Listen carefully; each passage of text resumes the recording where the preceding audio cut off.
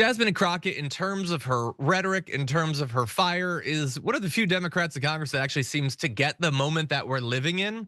And she demonstrated that recently on The View. Jasmine Crockett entered the View set, anticipating a casual discussion regarding athletes as well as activism. After 10 minutes, she said 15 words that caused the internet to crash and left the whole studio was stunned. Just one host questioned Coco Gauff's racial philosophy and athletics. Big error. Due to Crockett doesn't use courteous deflections. She delivers truth bombs. Additionally, this one exploded in real time on national television. Leave a comment now. Do you believe athletes ought to conceal their identities? Enjoying athletics, or is that simply a way to keep calm and amuse us? Let's establish the situation appropriately because context is important. In this place, The View is essentially America's and Dispute in the Living Room evolved into a televised program. You have several hosts with wildly disparate viewpoints, a prepared audience to gasp or cheer at any time, and subjects ranging from rumors about celebrities to real policy discussions. It is structured. Turmoil during ad breaks. Thus, when they extend an invitation to a current member of Congress who furthermore serves as a former civil rights lawyer who has no tolerance for foolishness, someone ought to have expected fireworks. However, it seems the producers believed they were receiving a pleasant, secure discussion about women empowerment in athletics. They considered incorrect. The episode began as usual. Sufficient. When Jasmine Crockett came, she looked polished and competent in a "I'm here" cream blazer, giving off major "I'll do both" to teach rather than to quarrel. If energy is required. The hosts carried out their typical initial banter, talked about some updated on politics, discussed women's leadership, and then seamlessly moved into culture and athletics. Everything was proceeding as planned. Typical View formula up until a single host chose to mention Coco Gauff. Additionally, not just lightly mention her, but ask if young sportsmen such as Coco were instead, focusing entirely on identity of merely engaging in the game. That expression, simply engaging in the game, is where things moved sideways. Because this is the issue. Regarding that specific sentence. It is coded. Language. It seems plausible on the emerge, such as, "Hey, can't we all just concentrate on the sport?" But what it really implies, "Would you kindly stop reminding me us regarding race since it makes us uncomfortable?" Crockett heard precisely what the host was actually saying, and she was not going to put up with it today. Therefore she took that action in which she pauses, inhales, and I can actually see her brain choosing between Texas and the diplomatic congresswoman mode, civil rights lawyer mode. Mode 1, of course. When Crockett leaned forward to deliver those 15, in other words, Coco's brilliance isn't political. America despises this mirror. Because it highlights its shortcomings. The whole atmosphere in that studio changed. It was palpable through the television. Joy Behar's expression changed from informal to interest in saying, "Oh, we're doing this now." Whoopi Goldberg knew right away that something important had just occurred, and sat back knowing people's reactions upon realizing the audience is seeing history. Didn't know if I should clap right away. Or procedure first. Thus, this strange 3-second pause before the applause began, and subsequently it developed into a full standing ovation. But Crockett wasn't completed, since producing a flawless soundbite is one thing, but in reality it's another to explain why it matters. She went on to explain why. The unease surrounding Coco's identity is not at all about Coco, rather, it is about America's incapacity to deal with black greatness that won't settle for less itself for solace. When Coco Gauff triumphs a match and expresses gratitude to her community, when she talks about being proud when she was younger. Black woman speaking for her nation, she's not trying to make it political. Living completely as herself. It seems that this is still debatable in 2025, which is completely crazy when you consider it. The genius of Crockett's answer wasn't merely the words themselves, even though those were the delivery was flawless. She wasn't defensive or upset. She seemed realistic, as if someone teaching simple maths to those who maintain demanding that 2 + 2 is equal to 5. That serene, it was impossible to disregard authority. What she was expressing as sentimental or prejudiced. She merely expressed a reality that everyone knows, but many people won't admit it. When athletes of color commemorate their identity, it's viewed as polarizing, yet when they keep quiet about it, they're commended for being sophisticated or concentrated on the double standard in the game is draining, and Crockett pointed it out. Just 15 words. Let's now discuss what occurred right away as a result of this, is the point at which it becomes truly fascinating.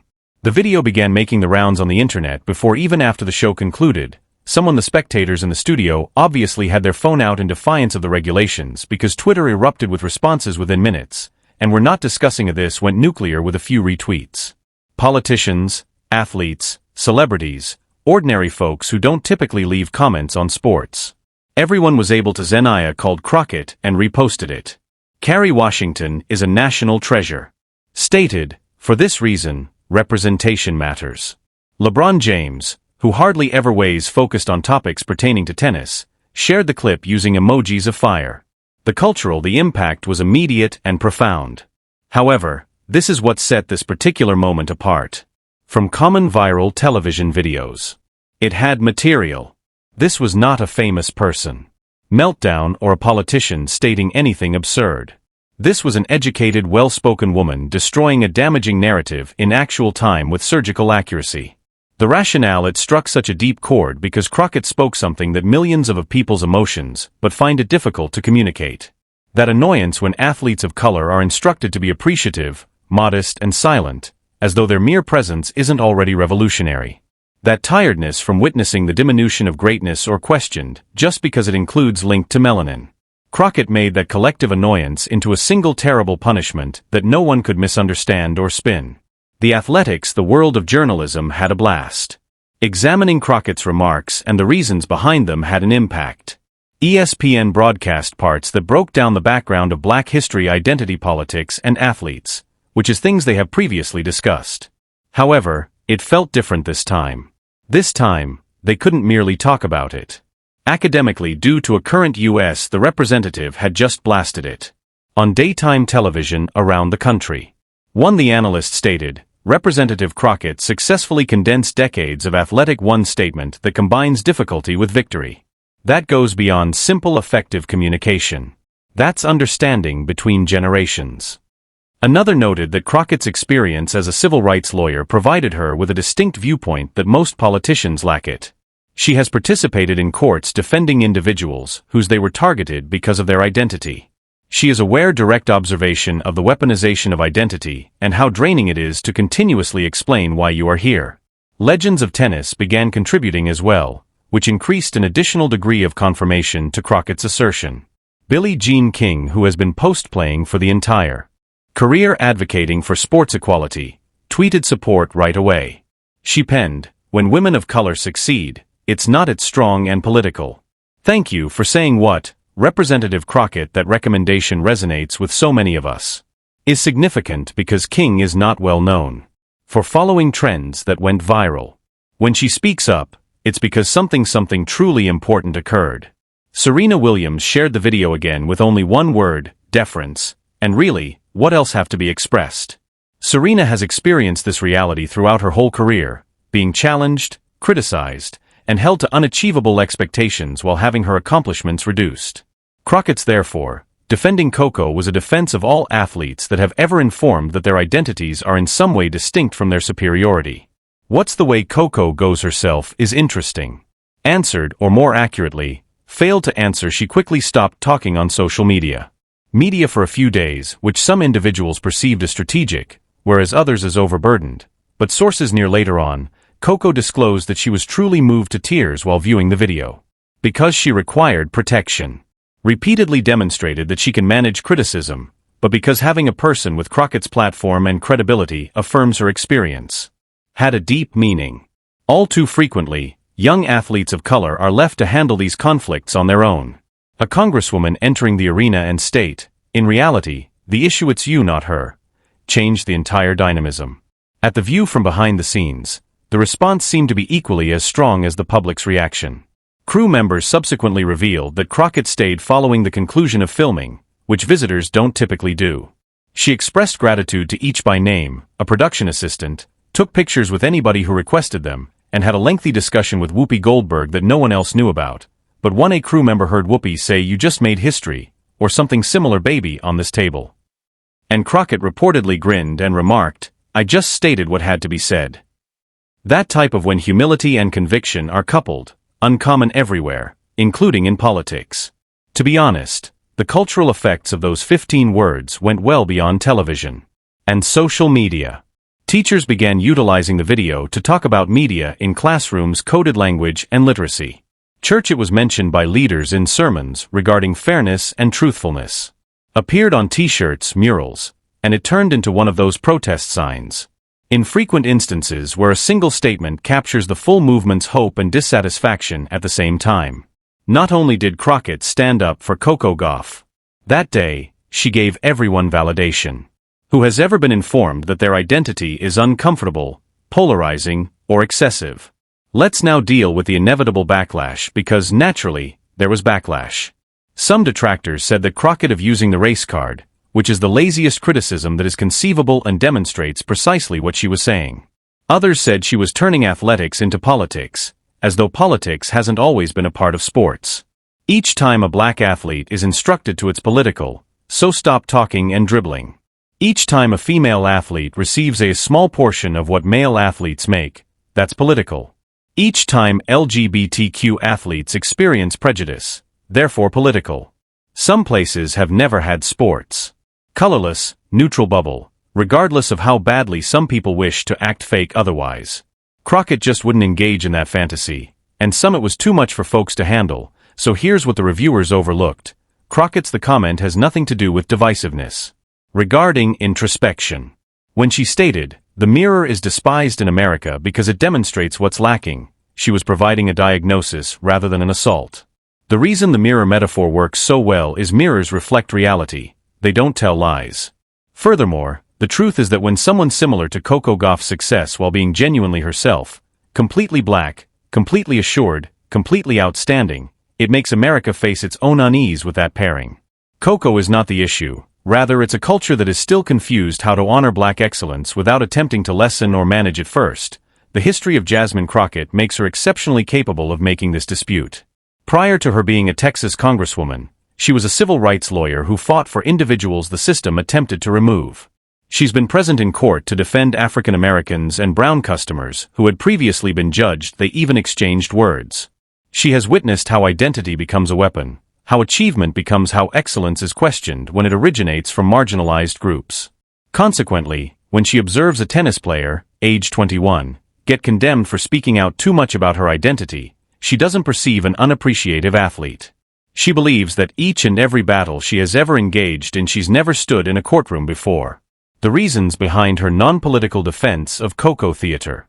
It was the individual defense of advancement. The consequences of that perspective appearance has persisted for a long time. The congressional profile of Crockett elevated considerably, not because she was trying to get attention, but because she's shown a moral clarity that's becoming less and less common in public life. Acquired hundreds of thousands of social media following, received an invitation to speak at conferences and universities, and turned into an authority on matters of race, athletics, and culture, but she's taken care not to allow herself to be fully defined by that moment. In later interviews, she's made obvious that protecting Coco was crucial. However, it's only a small portion of a much bigger battle for representation and equity in every field. Coco Gauff, for her part, carried on doing precisely what she's consistently accomplished, winning games, and talking her honesty and refusal to back down herself for the comfort of others. Following The View, the next big competition event, she prevailed and committed the triumph to all those who have ever heard. The message was very clear: they're too much. Coco was not impressed with Crockett's defense. It made her feel as though she needed protection. Feel supported, acknowledged, and seen in a how young sportsman of color, seldom years of experience from influential people, professors of communication, will now most likely instruct Crockett's 15-word reaction as a masterclass in efficient rhetoric. It's succinct, memorable, deep, and unachievable. Misinterpret. Jargon is not used. Or scholarly terminology. It employs a straightforward metaphor that is understandable to all because it totally reframes the "Is Coco also having a conversation? Why is America political? Black greatness makes me uneasy." This type of rhetorical judo that turns returning the question to the person who asked it is incredibly challenging to perform successfully. Crockett made it appear effortless. This lesson is more comprehensive than one congresswoman standing up for a single athlete on one discussion show. It's about the strength of using your platform, whatever that platform could be, to express the truth even when it's not comfortable. Crockett might have refrained from responding diplomatically. May have kindly complimented Coco, recommending that she soften the identity speak in order to reach a wider audience. may have been cautious, but instead she made the decision to be brave and honest, and she reminded everyone in the audience of this. That inaction in the face of injustice is complicity rather than neutrality. Jasmine Crockett entered the View and spoke 15 words that altered the whole discussion about athletes, excellence and identity. She didn't just stand up for Coco Gauff. Everyone stated that their identity is also loud. If you felt that this analysis was worth your time, click the like and subscribe buttons. For additional information, leave a comment below. Who else needs in their corner a Jasmine Crockett?